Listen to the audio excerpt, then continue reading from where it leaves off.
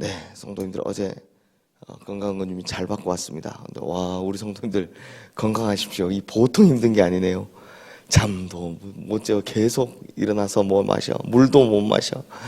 네, 목이 다 가버렸습니다. 이거 막 찔러대니까 뭐. 네. 성도님들, 오늘 우리가 보게 될 시편 2편 말씀에는 하나님과 하나님 말씀에 대한 믿음을 가지지 못한 사람들, 이런 사람들에 대한 하나님의 진노와 경고의 말씀이 나오는 겁니다. 근데 먼저 하나 살펴볼 것은 시편 2편은 시편 1편과 마찬가지로 이 시편 전체의 주제를 나타내는 주제 시편이라고 볼 수 있습니다. 그러면 이 원고에는 어제라 써 있지만 우리 그제의 기억을 한번 살펴보겠습니다. 시편 1편에서는 복 있는 사람과 악인이 대비가 되어서 나오죠. 그래서 복 있는 사람이 가지고 있는 건 뭐였습니까?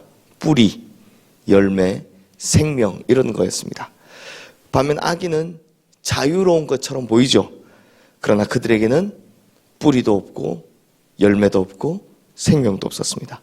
그래서 악인을 바람에 나는 겨, 의인을 시냇가에 심은 나무, 이렇게 표현을 했습니다. 그러므로 여기서 중요한 것은 세상 사람들이 보는 자유하고 하나님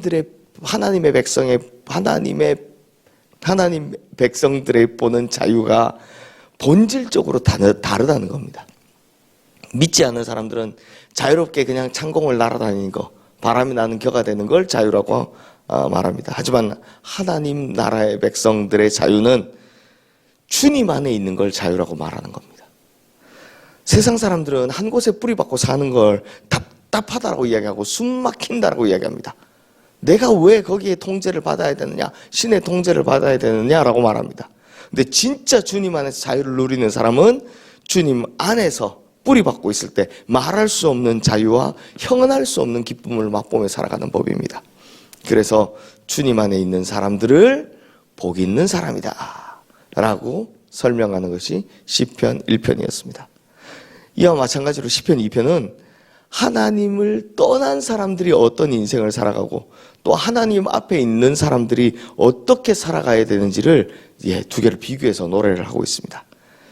그런 의미에서 먼저 하나님을 떠나고자 하는 사람들을 다양한 말로 바꾸어서 설명을 하고 있는데요. 우리 1절, 2절 말씀 함께 읽겠습니다. 어찌하여 이방 나라들이 분노하며 민족들이 헛된 일을 꾸미는가? 세상의 군왕들이 나서며 관원들이 서로 꾀하여 여호와와 그의 기름 부음 받은 자를 대적하며. 자, 여기서 보면 악한 사람들, 즉 우리가 시편 1편에서 봤던 악인들을 부르는 네 가지의 다른 표현들을 볼 수 있습니다. 이방 나라들, 민족들, 세상의 군왕들, 관원들입니다. 모두 다 다른 표현이지만 한마디로 이들의 특징을 이야기하자면 힘 꽤나 쓰는 사람들을 말합니다. 권력과 권세 있는 사람들이죠. 돈의 힘을 믿는 사람들입니다. 이런 사람들입니다. 그러므로 이런 사람들이 하나님을 대적하는데 하나님을 대적하는데도 특징이 있다고 합니다. 여기서 대적한다라는 말이 어떤 뜻인지 아십니까? 반대편에 서 있다는 뜻입니다. 다른 곳에 서 있다는 뜻입니다. 우리가 대적이라는 말을 이게 쓰면 보통 칼이나 총을 가지고 막 적이다 막 휘두르고 막 찌르고 이런 걸 쏘고 이런 걸 생각하잖아요. 하지만 성경이 말하는 하나님을 대적하는 건 막 하나님을 향해 찌르고 총을 쏘고 이게 아니라 하나님 반대편에 서 있다. 하나님과 다른 편에 서 있다. 그때 대적한다고 이야기하는 겁니다.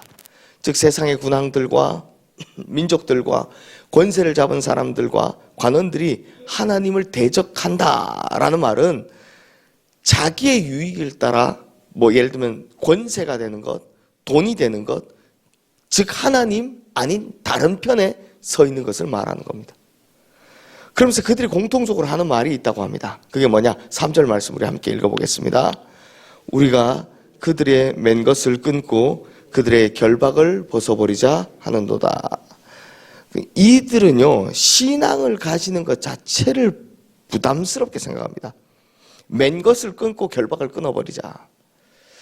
우리는 이미 권력을 가지고 있고 돈을 가지고 있고 힘을 가지고 있어서 내가 세상에서 하고 싶은 것을 마음대로 할 수 있는데, 내가 누군가 굳이 다른 누군가에 매여서 그분의 명령을 듣고 섬기는 것, 이건 너무 답답하다는 겁니다. 그래서 끊어버리자라는 겁니다. 이걸 끊고 자유하고 싶다라고 이야기하는 겁니다. 바로 이것이 시편 2편이 말하는 하나님을 대적하는 사람들의 모습이다라는 겁니다. 참, 뭐 생각납니까? 그저께 우리가 본 시편 1편에 나오는 바람에 나는 겨와 같아서 창공을 홀홀 날아다니고 싶어하는 사람들 모습이 딱 생각나죠. 즉, 이 사람들은 뿌리를 받고 서서 거기 한 곳에 매여 있는 걸 답답하다고 생각하는 겁니다. 불편하다고 생각하는 겁니다. 손해가 된다고 생각하는 겁니다. 그래서 그 뿌리를 뽑아 하나님 아닌 다른 편으로 날아다니는 겁니다.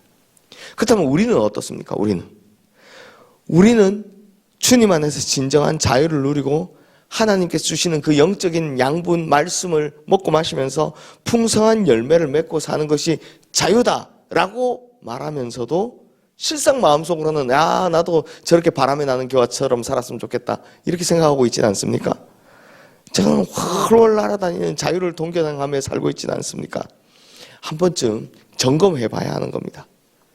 그렇다면 성도님들, 맨 것을 끊고 결박을 깨뜨리자, 벗어버리자, 스스로 날아다니는 겨가 되자라고 하는 이들에 대해서 하나님께서는 어떤 마음을 가지고 계셨을까요?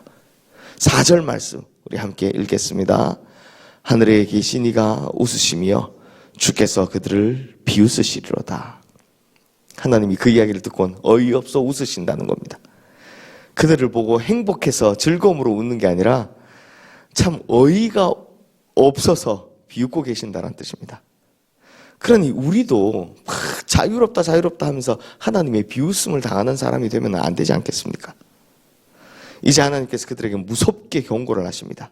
너희들이 계속 이렇게 나가면 내가 가만두지 않겠다. 9절 말씀 우리 함께 읽겠습니다. 내가 철장으로 그들을 깨뜨리며 질그릇같이 부수리라 하시도다.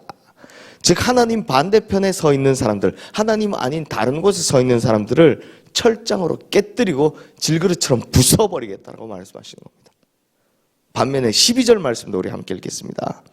그의 아들에게 입맞추라. 그렇지 아니하면 진노하심으로 너희가 길에서 망하리니 그의 진노가 급하심이라.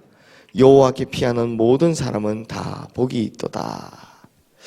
그의 아들에게 입맞추라.